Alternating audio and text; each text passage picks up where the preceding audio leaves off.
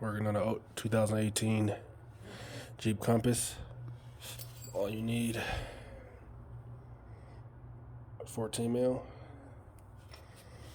Those are the 14 mils right there. That one right comes out of that hole. And that one right there.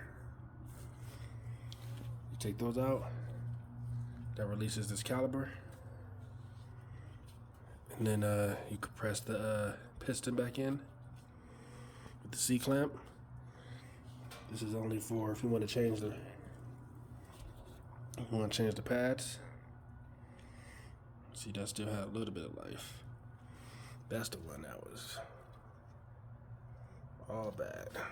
You see it right there. There ain't nothing left. Flat like an Asian. So like you just compress the caliper back in. This is the easiest way to replace your pads. Right there. Other one right there.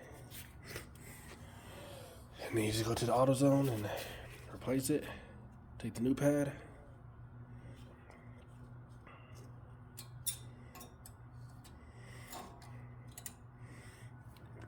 Slide it in right there. I'm not sure.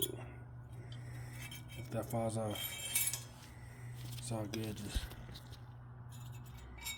stick it back up there. It goes in the grooves. You just take your pad, match it up with how that looks. Your new pad, and then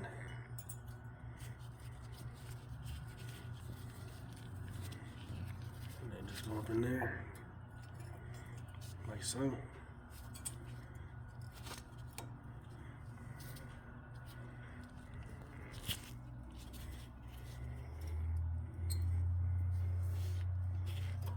Goes in that hole.